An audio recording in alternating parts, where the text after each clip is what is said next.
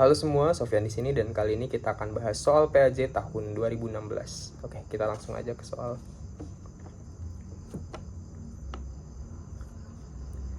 Jadi nomor 1, perusahaan reasuransi yang mereasuransikan risiko yang dialihkan oleh perusahaan asuransi disebut dengan, ini jawabannya yang C, yaitu retrosesioner. Jadi ada dua nih yang perlu kita ketahuin. Retrosesi adalah kegiatannya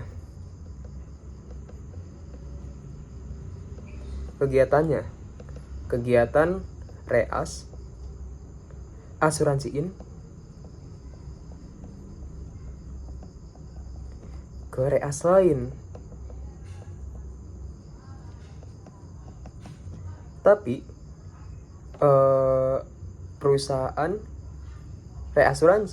perusahaan reasuransinya yang melakukan reasuransi ke perusahaan reas lain itu disebut dengan retrosesioner perusahaannya. Oke, itu sih. Kalau CD itu adalah holding company, main company-nya gitu. Kalau kayak misalnya BCA Life itu CD-nya Bank BCA gitu. Oh, perusahaan induk.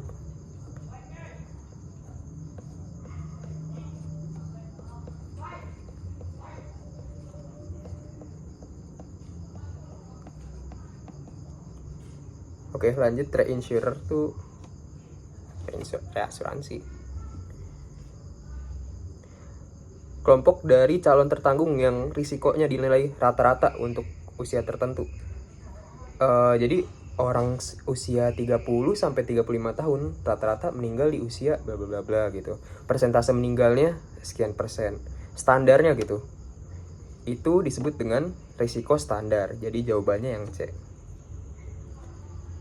Kontrak di mana masing-masing pihak dapat membatalkan atau memperbaiki kontraknya di depan hukum dengan keputusan-keputusan pengadilan. Berarti kontrak tersebut memiliki status hukum. Jadi terkait kontrak ini ada 3, yaitu valid. Valid ini artinya sah di mata hukum.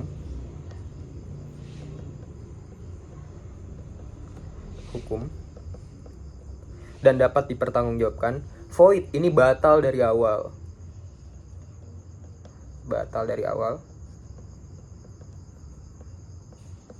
Dan voidable dapat dibatalkan di masa yang mendatang jika melanggar ketentuan-ketentuan yang ada di dalam kontrak. Nah, itulah yang disebut voidable. Jadi itu jawabannya untuk nomor 3. Kita lanjut ke nomor 4. Di dalam kontrak terdapat beberapa persyaratan agar kontrak informal dapat mengikat semua pihak. Salah satunya adalah manifestasi kesepakatan bersama atas syarat-syarat yang ada di kontraknya. Nah, itu disebut dengan syarat apa? Jawabannya adalah mutual assent. Jadi kita bahas satu-satu. Kalau legal capacity ini, jadi secara kapasitas legal, dia sah untuk membuat kontrak, untuk terlibat di dalam kontrak.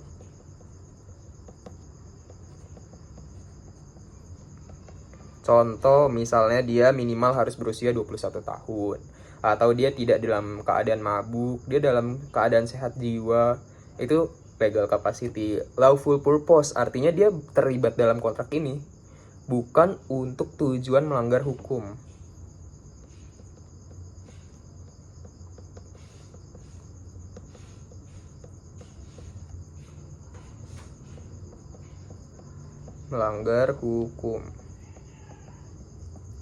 Kalau mutual assent itu artinya kesepakatan bersama atas syarat-syarat yang ada di kontrak. Sedangkan legally adequate artinya nilai yang dipertukarkan di dalam kontrak itu setara. Sama-sama, misalnya, gue daftar asuransi dengan uang pertanggungan 500 juta. Hal itu dipertukarkan dengan premi senilai sekian per tahun. Itu harus setara nilai pertukarannya. Itu artinya legally adequate consideration, nilai yang ditukar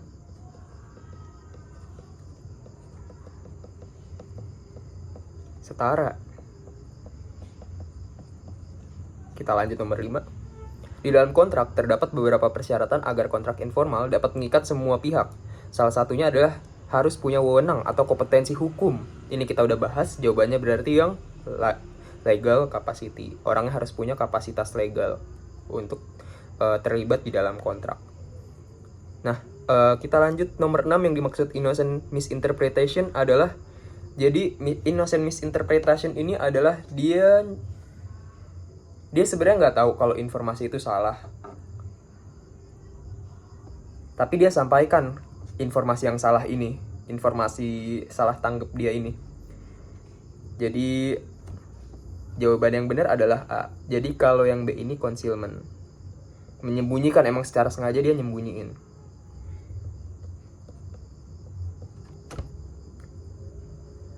Jadi innocent misinterpretation ini adalah misalnya dia dibilang,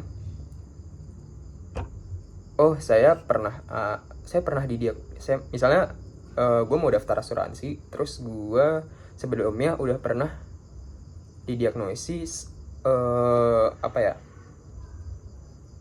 ada sumbatan di arteri koroner, di arteri jantung gitu. Cuma dokternya yang diagnosis dia bilang, oh bapak ada sedikit masalah jantung aja gitu, tapi ini nggak parah kok gitu. Nah gue pas mau daftar asuransi bilang lah, oh saya sebelumnya udah pernah ada riwayat masalah jantung tapi katanya nggak parah deh gitu.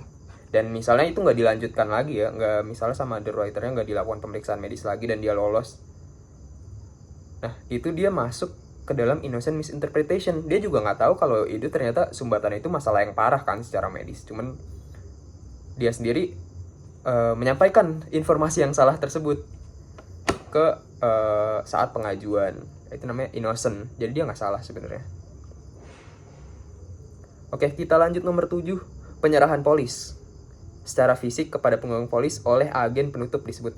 Nah, jadi kalau ada soal tentang penyerahan polis, itu dia terbagi menjadi 2. Yang pertama, actual delivery. Actual delivery ini perusahaan asuransi menyerahkan langsung kepada pemegang polis.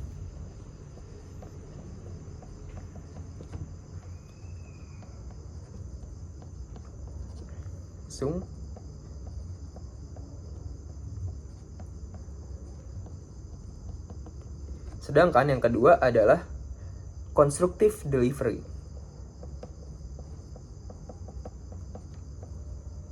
Constructive delivery ini adalah pengiriman polis kepada pemegang polis melalui pihak 3, entah itu lewat agen, lewat paket atau apapun lah.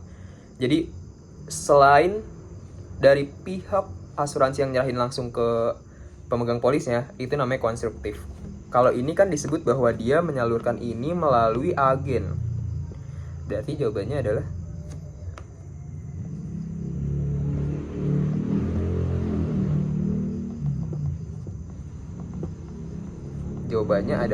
constructive delivery. Oke, nomor 8. Salah satu syarat umum menyediakan manfaat cara pembayaran uang pertanggungan. Nah, cara pembayaran di sini ini artinya adalah settlement option. Kita udah bahas juga di pembahasan soal PAJ 2019 dan bisa teman-teman nonton lagi di video tersebut. Kita bahas satu-satu lagi juga nggak apa-apa. Kalau pemulihan polis itu reinstatement.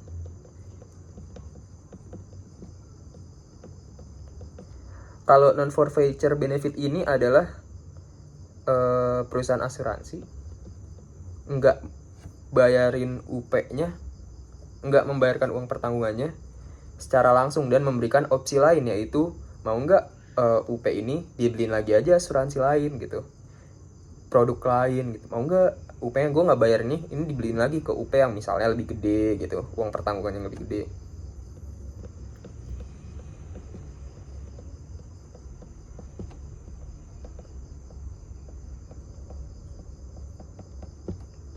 UP buat beli produk lain.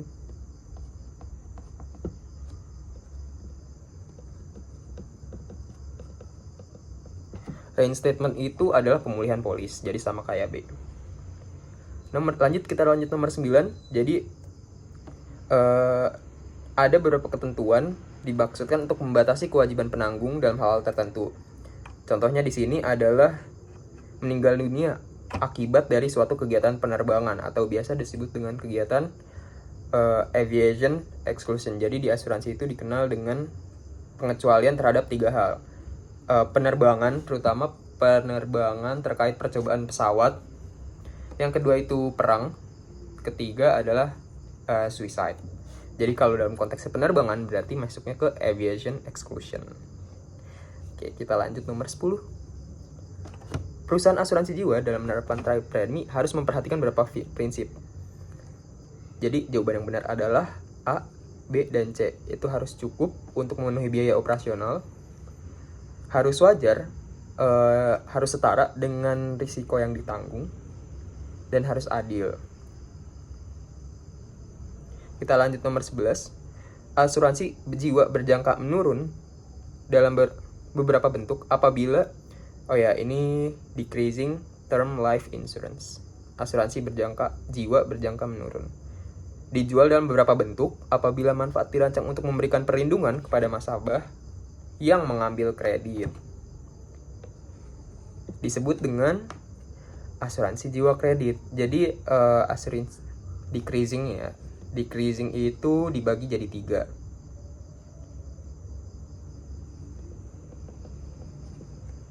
Itu ada hipotek, kedua ada kredit, hipotek atau mortgage ya. Yang ketiga ini saya lupa ya, nanti bisa dibaca ya di halaman ini. Tapi jadi ya untuk soal ini jawabannya adalah kredit. Ada 3. Kita lanjut nomor 12. Asuransi jiwa berjangka umumnya memiliki fitur antara lain. Kita bahas nomor 1. Kita bahas satu-satu. Jadi increasing, decreasing adalah jenisnya. Ada yang jiwa berjangka tetap, ada yang jiwa berjangka meningkat. Itu adalah yang UP-nya naik sepanjang tahun mengikuti inflasi. Sedangkan yang menurun misalnya kayak mau KPR rumah, mau kredit sesuatu, itu decreasing itu jenisnya. Kalau di sini kita tanya adalah fiturnya. Nah, di sini jawabannya adalah yang A, convertible dan juga renewable. Convertible tuh misalnya dia awalnya punya asuransi jiwa berjangka untuk masa pertanggungan 10 tahun, tapi di masa pertanggungan kesekian tahun dia mau convert nih dari asuransi jiwa berjangka menjadi asuransi jiwa tradisional. Kayak misalnya kalau kayak heritage gitu ya, dia mau beli yang whole life product, mau convert gitu, itu bisa. Dan itu bisa tanpa perlu dilakukan re-underwriting. Itu nama fiturnya convertible. Kalau yang renewable itu dia udah habis nih masa pertanggungan 10 tahun, terus dia mau perpanjang lagi tanpa perlu melakukan medis ulang dan segala macam. Itu nama fiturnya renewable. Jadi jawabannya yang A. Kita lanjut. Secara umum kebutuhan yang dapat dipenuhi oleh produk-produk asuransi jiwa dibagi menjadi kebutuhan yang benar adalah perorangan dan bisnis. Jadi misalnya kebutuhan perorangan tuh kayak kebutuhan kalau di luar negeri ada biaya pemakaman, biaya ahli waris. Jadi ahli waris tuh kalau di luar negeri saya kurang tahu sih kalau di Indonesia ya, tapi kalau di luar negeri itu kalau dapat warisan kena pajak yang mungkin pajaknya lumayan gede gitu. Jadi harapannya uang pertanggungan itu bisa gitu buat bayar pajak ahli warisnya. Sedangkan kalau dalam konteks bisnis, artinya jika ada key person, ada karyawan yang key person, jadi karyawan ini tuh udah diikutin training segala macem, terus dia suatu hari meninggal, rasanya tuh perusahaan sangat merugi gitu. Dan untuk nyari orang dengan capacity yang setara atau bahkan lebih itu biayanya mahal lagi, harus dari awal. Artinya jadi makanya kita perusahaan tuh asuransiin pegawai key person ini supaya ketika dia meninggal perusahaan tuh dapat uang yang setara untuk mentraining orang lagi dari awal, ataupun mencari orang dengan yang udah capacity-nya setara dan bayar gaji yang setara gitu sama key person yang meninggal tadi gitu. Itu udah untuk konteks bisnis. Oleh itu karena jawabannya yang benar adalah A dan B. Yang benar jawabannya adalah D. Oke, kita lanjut nomor 14. Yang termasuk kebutuhan perorangan adalah ini ya, tadi udah ada biaya penguburan, estate planning, dan biaya rumah sakit. Jadi jawaban yang benar adalah D. Tarif premi pada asuransi jiwa itu dipengaruhi oleh tabel mortalita, pasti tingkat kematian. Kucing siapa nih? Tabel mortalita itu adalah tabel rata-rata kematian orang pada usia tertentu. Terus suku bunga, kalau bunganya naik rasanya ingin beli gitu, karena nanti kan investasinya tuh kalau UP meningkatnya cepet gitu. Dan loading expense, pengeluaran. Jadi jawaban yang benar adalah A, B, dan C. Kita lanjut nomor 16. Secara umum yang berlaku di berbagai negara, bentuk perusahaan asuransi jiwa berupa, jawabannya yang D. Kenapa? Karena ada mutual insurance companies, itu adalah usaha bersama.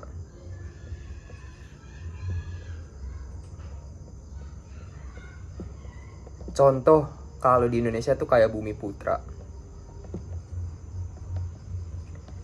Untung dan rugi perusahaan tersebut itu ditanggung bersama-sama oleh seluruh pemegang polis.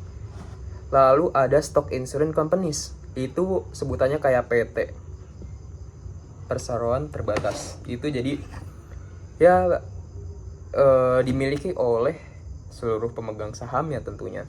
Kalau fraternal benefit society ini adalah sesuatu yang didasari oleh suatu kesamaan, misalnya asuransi khusus orang Jawa gitu misalnya, atau asuransi khusus difabel gitu misalnya.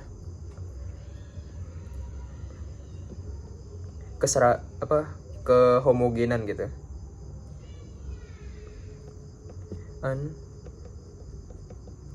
Tertentu, misalnya suku gitu. Oke, kita lanjut nomor 17. Yang termasuk lembaga kontraktual adalah keuangan kontraktual itu ada reksadana, asuransi, dan pegadaian. Itu benar semua. Kalau mau lihat bagan, ini tuh ada tabelnya. Kalau kalian mau lihat tabel ini, lihat di halaman ini ya. Di buku 1 halaman 9.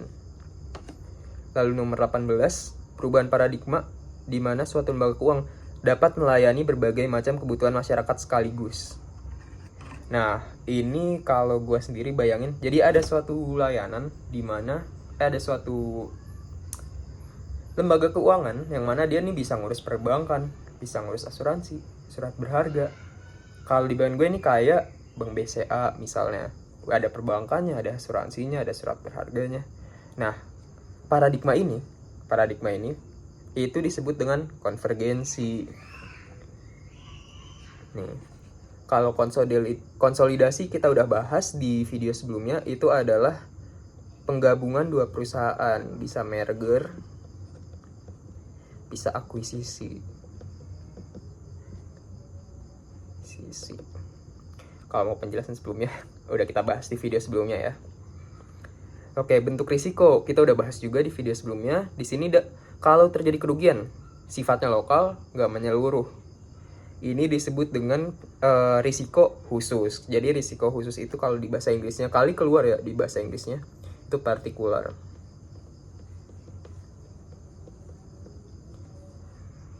Lawannya nih, seberangnya dari partikular, ini ada fundamental. Fundamental ini adalah risiko yang sifatnya luas, terus katastrofik.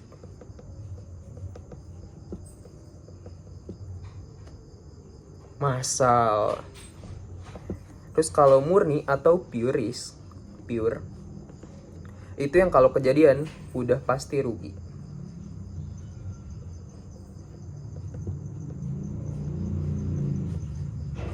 Kalau spekulatif, kalau kejadian bisa rugi, bisa untung, bisa netral. Oke, kita lanjut nomor 20. Di sini bentuk risiko yang kalau terjadi menimbulkan kerugian. Kalau nggak terjadi, nggak akan menimbulkan kerugian.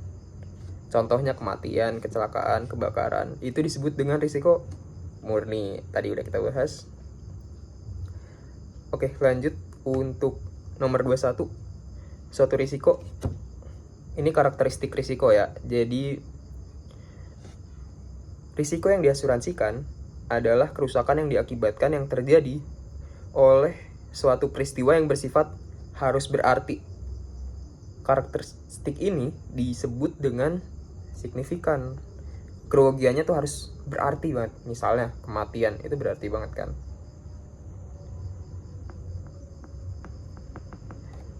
Fortuitous itu artinya kebetulan.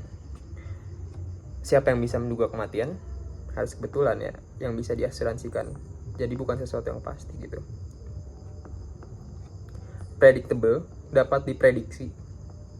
Kematian bisa diprediksi berdasarkan tabel mortalita. Misalnya orang di usia segini sekian persen yang meninggal berdasarkan data gitu.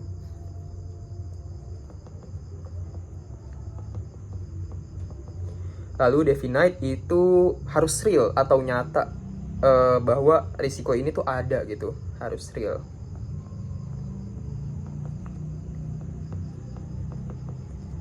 Oke, kita lanjut ke nomor berikutnya, nomor 22. Karakteristik yang diasuransikan diakibatkan oleh suatu peristiwa yang dapat diperkirakan. Nah, ini berarti yang tadi udah kita bahas, jawabannya adalah predictable. Lanjut, nomor 23. Tuan Pojian membeli polis asuransi berjangka untuk 3 tahun dengan UP 100 juta dan premi 4,5 juta per tahun untuk 3 tahun pertama. Apabila Tuan Pojian dapat memperpanjang otomatis untuk 3 tahun berikutnya, maka harus membayar premi sebesar 5,7. Yang ditanya adalah fitur produk. Tadi kita udah bahas ada convertible, ada renewable. Kalau fitur, ngomongin fitur, ada convert, ada renew.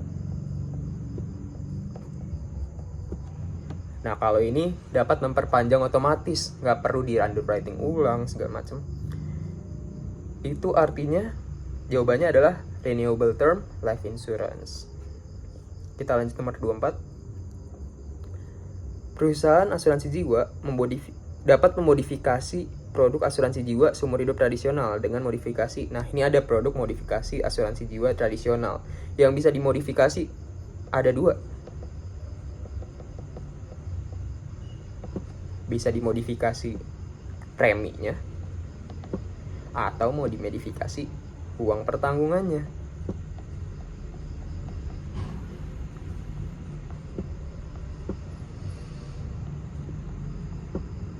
Jadi kalau di sini berarti jawaban yang benar cuman ada B. Jawabannya yang benar adalah B.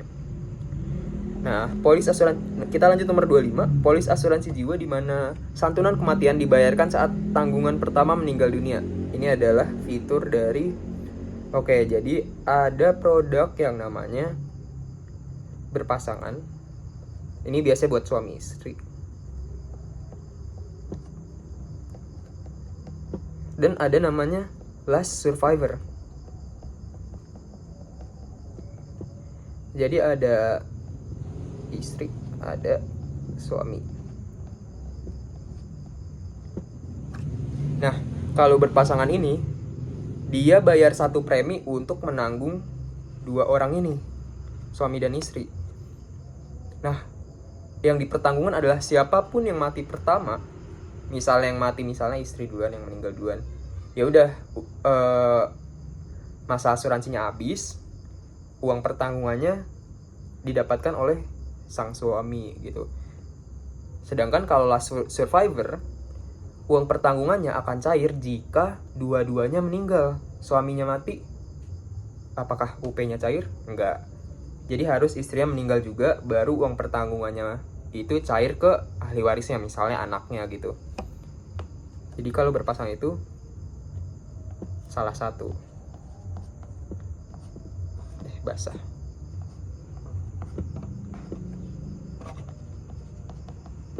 Salah satu mati, UP cair.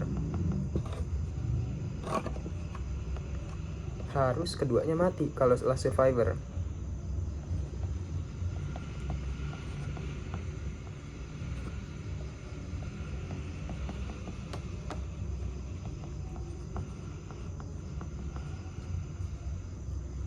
Nah, kalau di sini berarti jawaban yang benar adalah B, asuransi jiwa seumur hidup berpasangan. Kita lanjut nomor 26, salah satu fleksibilitas asuransi jiwa universal, ini FYI, adalah adanya nilai tunai yang tersedia, karena dalam polis asuransi jiwa universal mengisi secara terpisah tabel mortalita, faktor bunga, dan biaya. Jadi nanti FYI, produk asuransi jiwa universal ini adalah produk yang disebutnya kayak produk yang bebas gitu, karena kita bisa bebas nentuin premi dan UP. Kita bisa nentuin preminya berapa. Premi yang dibayarkan setiap bulan ini akan dikurangi oleh biaya-biaya operasional dan administrasi. Jadi akumulasi premi dikurangi biaya operasional. Nilai ini akan diinvestasikan sehingga nanti akan tumbuh dividen atau bunga. Jadi ada akumulasi premi plus bunga. Inilah yang disebut nilai tunai. Nilai tunai ini yang nantinya akan jadi pertanggungannya gitu. Oleh karena itu disebabkan oleh 3 faktor ini, mortalita, bunga, dan biaya. Jadi jawaban yang benar adalah D. Kita lanjut nomor 27. Pada polis asuransi jiwa universal. Pada polis asuransi jiwa universal memiliki beberapa fleksibilitas, antara lain. Nah, ya, itu adalah kuncinya dari asuransi jiwa universal. Ini agak fleksibel. Jadi asuransi jiwa universal ini fleksibel akan UP, premi, dan santunan kematiannya. Jawaban yang benar adalah D. Nomor 28. Biaya yang dibebankan karena perubahan polis, penarikan uang, atau penebusan itu disebut dengan biaya transaksi. Jadi setiap transaksi kita mau ngerubah polis,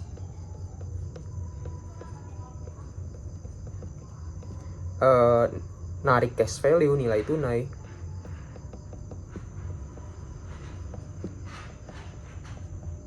pinjaman polis, nebus, itu disebut dengan biaya transaksi. Sedangkan ada biaya pemeliharaan, itu yang akan ditarik tiap bulan.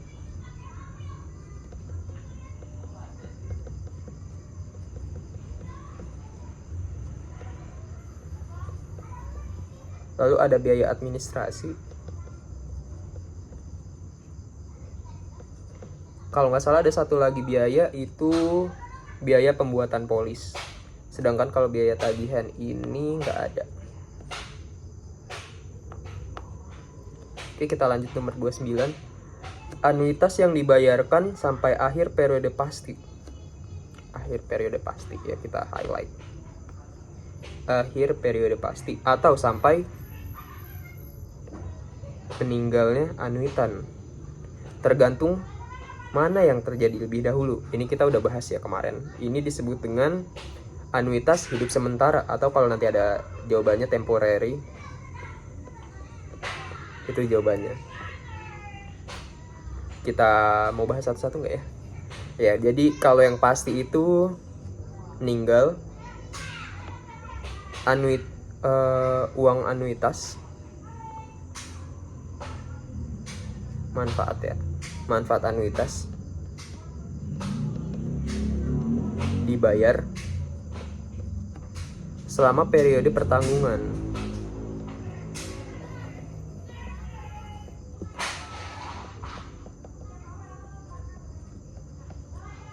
Misal 5 tahun. Misalnya pertanggungan 5 tahun. Oh, di tahun keempat anuitasnya meninggal. Ya udah, berarti manfaat anuitasnya tuh hanya dibayarkan sampai tahun keempat. Lalu anuitas hidup selama anuitas dibayarkan selama dia masih hidup gitu. Mau 10 tahun lagi kayak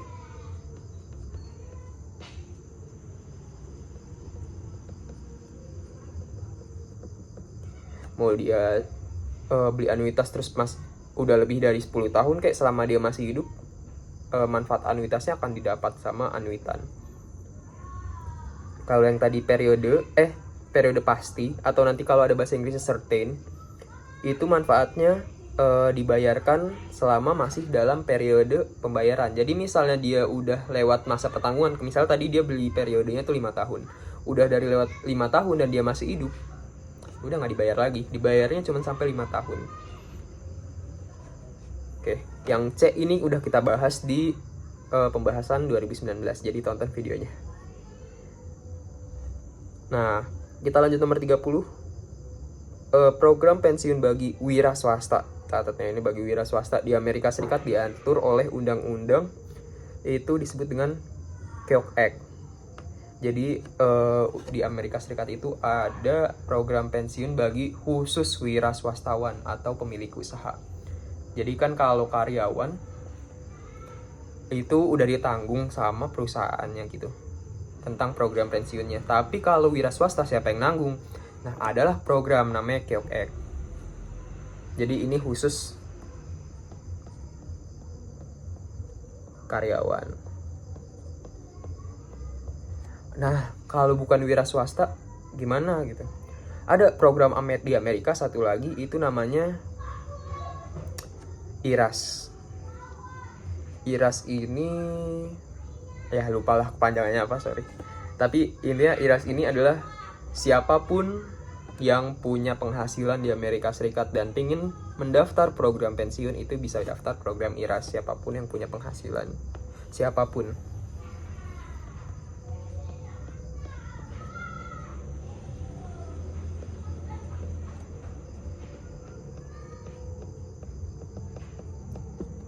Jadi untuk soal ini jawaban yang benar adalah D, Keogh Act. Oke, sampai di sini aja videonya. Kalau kalian ada pertanyaan boleh tanya di kolom komentar. See you in next video.